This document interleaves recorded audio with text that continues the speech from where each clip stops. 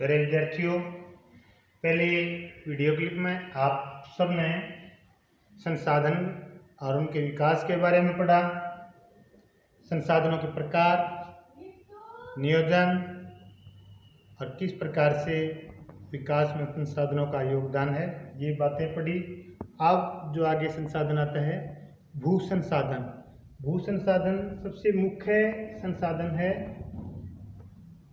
जिसके बिना कोई भी उद्योग या कोई भी कार्य संपन्न नहीं हो सकता। तो ये एक सबसे अहम और नवीनीकरणीय संसाधन है। भू संसाधन को हमने हमारे देश में अलग अलग राज्यों में अलग अलग प्रकार की वनस्पति जलवायु अलग अलग प्रकार से है, तो उसे हमने 6 भागों में बांट दिया है। 6 भाग कौन कौन से हैं, ये हम मैप के माध्यम से और नोट्स के माध्यम से भी क्लियर करेंगे।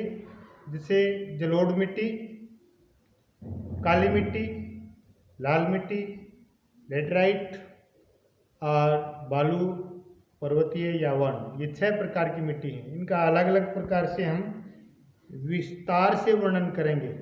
तो उससे पहले हम इसका एक मॉडल यानी कि मैप पर मानचित्र के माध्यम से समझ लें और फिर इसका वर्णन करते हैं।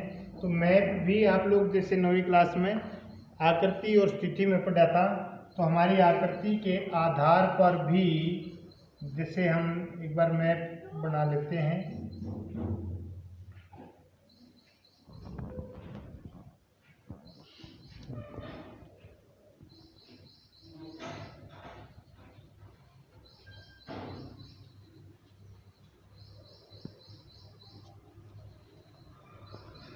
मैप जो है हमने जो बनाया एक मॉडल टाइप है, क्योंकि हमारे पास अभी संसाधन नहीं है ताकि हम जिससे नाप तोल करके बनाएं अक्षांश रेखाओं के आधार पर, तब जा कर के सही मैप बनता है।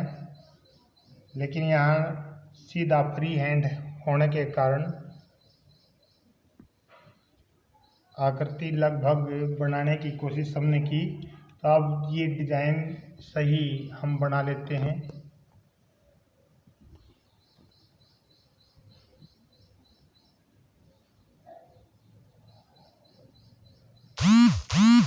राज्यों वार मिट्टी का जो वर्णन है वो हम करेंगे।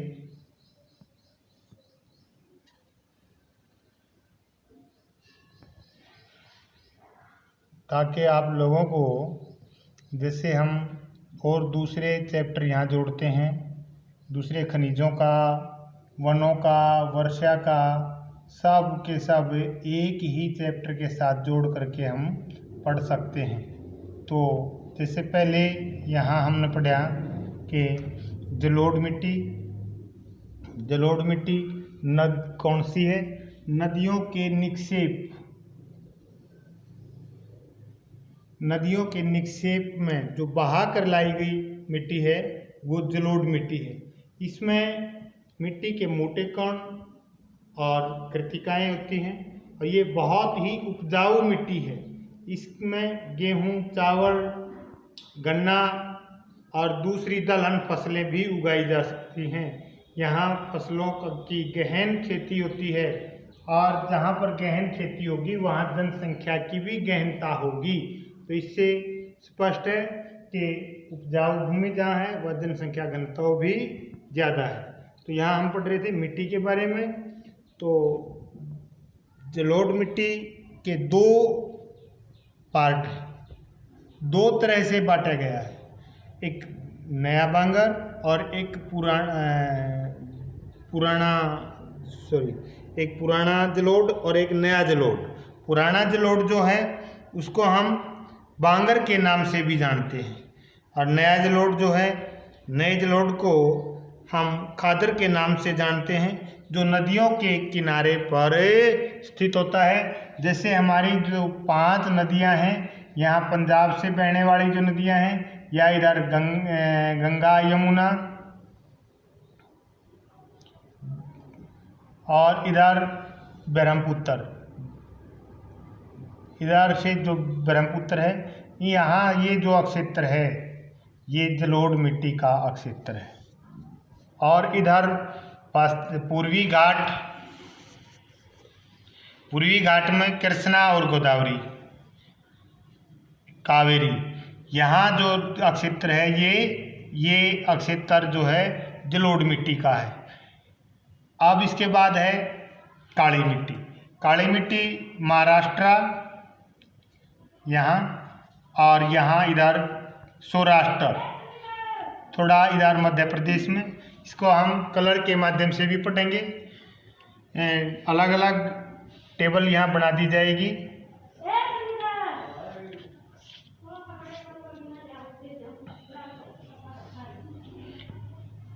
छः की छः मिट्टियों का हम टेबल बना करके दर्शा देंगे आप लोगों को। जैसे जलोढ़ मिट्टी,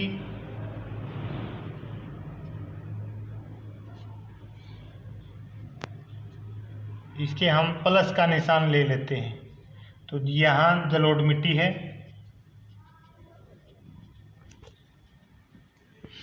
और इधर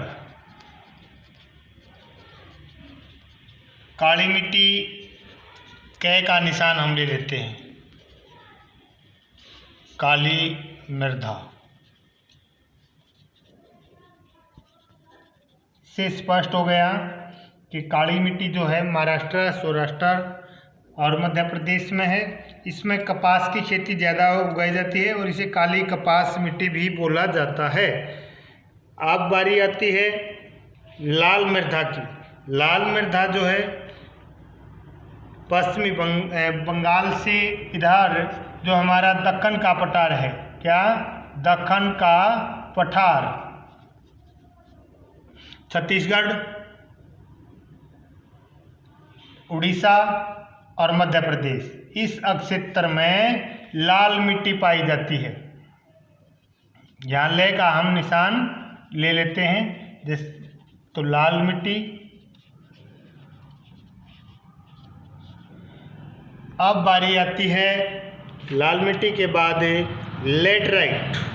लेटराइट मिट्टी जो है थोड़ा सा पानी सोखने की इसमें अक्षमता ज़्यादा है।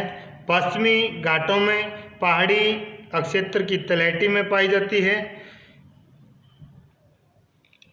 ये मुख्य रूप से ग्रीक भाषा का शब्द है लेटराइट। लेटर शब्द से बना है, इसे ईंट के नाम से भी जाना जाता है। तो उड़ीसा, बंगाल, ये बंगाल का क्षेत्र, ये उड़ीसा, तो यहाँ इन क्षेत्रों में ये पाई जाती है। तो इसे लेटराइट, लेट जैसे हमने डाल दिया ताकि बच्चों के समझ में आ जाए। ये यहाँ पर ये मिट्टी पाई जाती है और यहाँ सदाबहार और पर्णपाती वन पाए जाते हैं। तो हम इस प्रकार से जोड़ लें। लेटराइट मिट्टी का जो बनने का कारण है ज़्यादा वर्षा होना, पानी का बहाव कटाव होने से ये मिट्टी कट जाती है और बाद में जो सेल बचते हैं वो लेटराइट होते हैं। तो इसके बाद बालू और पर्वतीय मिट्टी रह जाती है। बालू मिट्टी विशेष रूप से, जैसा सब बच्चों को पता है, ये राजस्थान में पाई जाती है। बै का निशान हमने डाल दिया है। कुछ क्षेत्र ये गुजरात का भी है और हरियाणा का भी। बालू मिट्टी जो भूरे रंग की होती है, ये कम उपजाऊ मिट्टी है। यहाँ पर वर्षा के ऊपर ही खेती निर्भर रहती है और यहाँ पर जो झीलें हैं उनका पानी इतना लवणीय है कि वहाँ से उस पानी को सोख करके नमक भी तैयार किया जाता है। तो ये आप लोग यहाँ जोड़ लें कि जहाँ बालू मिट्टी होती है यानी कि राजस्थान में, वहाँ पर नमक का भी स्रोत है। अब वह रह गई वन या पर्वतीय मिट्टी। जो हमारा ये क्षेत्र है हिमालय पर्वत वाला, ये पर्वतीय मिट्टी है, पर्वतीय मृदा। और नदियों के आखिरी जो पहाड़ से निकलने के स्थान है वहाँ तक ये मिट्टी पाई जाती है। इसमें ज़्यादा से ज़्यादा वनों से ढकी हुई भूमि होती है और ये मुख्य रूप से यहाँ दोमट मिट्टी पाई जाती है। तो ये 6 की 6 मिट्टी आप लोगों के सामने आई।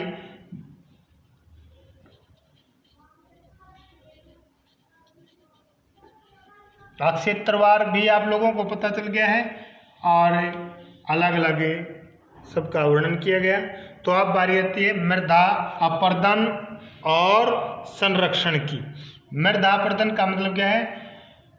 जब प्राकृतिक घटनाओं के द्वारा, जैसे पवनों के द्वारा या बारिश के पानी के द्वारा, नदियों के बहाव के द्वारा जो कटाव होता है वो मृदा अपर्दन है। मृदा अपर्दन और मृदा बनने की प्रक्रिया साथ साथ चलती रहती है, जिससे प्रकृति में और उस मृदा में संतुलन बना रहता है। अब बात है कि उत्खात भूमि की। क्या है उत्खात भूमि?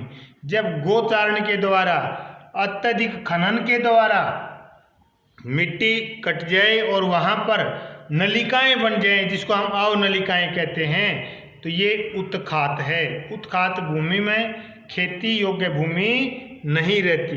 जैसे चंबल की घाटी में भी ऐसे ही नदियों के द्वारा खड्ड बन जाते हैं, वहाँ के लोग इस नलिकाओं को खड्ड बोलते हैं। तो अब है आखिर में अपर्दन की रोकथाम। कैसे हम रोकथाम कर सकते हैं अपर्दन की? एक तो पहाड़ी क्षेत्र जो है वहाँ पर सीढ़ीदार खेत बना करके, तो ये क्षेत्र है पहाड़ी का, यहाँ पर सीढ़ीदार खेत बना लें और समोच्च रेखाओं में, यानी कि पर्वत के समान बराबर जो है हल चलाएं, ताकि पानी चलते वक्त मिट्टी कटे नहीं और अपर्दन ना हो। दूसरा, वृक्ष लगाकर, घास की मेड़ लगाकर भी हम अपर्दन को रोक सकते हैं। एक मेखला रक्षक बना करके, यानी कि खेत के चारों तरफ मिट्टी की बाड़ लगा दें, ताकि जब पवने चलें तो रेते उड़े नहीं। मिट्टी पवनों के द्वारा भी अपर्दन होता है, पवन अपर्दन रुक जाएगा। तो इस प्रकार से घास लगाकर, मेखला रक्षक मेड़ बना करके, सीढ़ीदार खेत बना करके और समोच्च रेखाओं में हल चला करके हम मृदा अपर्दन को रोक सकते हैं। इस प्रकार ये हमारा आज संसाधन एवं विकास कंप्लीट होता है और आगे इसी चैप्टर से हम सीख सकते हैं कि जो 9वीं क्लास में है आकृति और स्थिति, वन जो हमारे संसाधन हैं वो भी इससे हम सीख सकते हैं। दूसरे खनिज पदार्थ हैं वो भी हम सीख सकते हैं। जिस प्रकार से जहाँ पर कम बारिश है, वर्षा की बात आए तो हम वर्षा को, वन को और मिट्टी को एक साथ जोड़ सकते हैं। जहाँ कम है, जैसे 10% से कम पर्वतीय क्षेत्र में लेह, लद्दाख और जम्मू कश्मीर में बारिश होती है, वहाँ पर पर्वतीय मिट्टी है और ज़्यादा घने वन हैं। ये हमें पर्वतीय वनों के साथ भी बताया गया कि भाई वन मिट्टी भी इसे बोलते हैं। और जो बालू रेत है वहाँ भी 40 से कम वर्षा होती है। वहाँ बताया गया कि वर्षा के बिना, सिंचाई के साधनों के बिना कम फसलें होती हैं, भूमि का निम्नीकरण होता है। तो ऐसे ही जो लेटराइट है वहाँ पर सदाबहार वन की बात आई, तो सदाबहार वन जहाँ पर है वहाँ पर वर्षा 400 मीटर से ज़्यादा होती है। तो अब मैं एक और बात बताना चाहूँगा, जैसे इसमें भारत की स्थिति अक्षांश रेखाओं के आधार पर जो हमारी कल्पनीय रेखाएं हैं, 8 डिग्री 4 सेंटीमीटर से उत्तर से भारत शुरू होता है और उसके बाद 37.6 जो है उसके ऊपर आकर के उत्तर में हमारा देश स्थित है। यहाँ से यहाँ तक की जो लंबाई है वो 3216 किलोमीटर है और पश्चिम से पूरब तक जो हमारी स्थिति है 68.7 से यहाँ तक अरुणाचल प्रदेश में 97°25 97°25 है। और इसकी जो लंबाई है यहाँ से यहाँ तक 2933 और भारत के लगभग मध्य में कर्क रेखा स्थित है, जिसकी स्थिति क्या है 23.30 और मानक समय जो मिर्ज़ापुर से है वो हमारा 82.5 पर है। इसके लिए हम सबसे पहले यहाँ अगर एक लाइन लगा लें तो हमारी स्थिति शुरू होती है 6.45 से और ये उत्तर की ओर जाती है।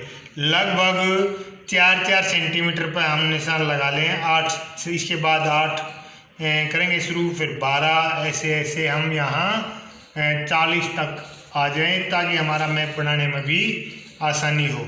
ये तो आप लोगों को मैप के लिए हमने बताया। और यहाँ से हम शुरू करेंगे 68, 72, 76, 80, 84, 88, 92, 96 और फिर ये हमारा आखिरी सिरा आ जाता है। तो अक्षांश और देशांतर रेखाओं के बारे में अगर हम पढ़ें तो इस प्रकार से हमने पढ़ना पड़ेगा। और अक्षांश और देशांतर जो काल्पनिक रेखाएं हैं उनके बारे में हम सही तो आप लोगों को पिछली क्लास में 9वीं क्लास में बता चुके हैं, और जो भी आगे 9वीं क्लास का चैप्टर होगा तब आप लोगों को बताएंगे।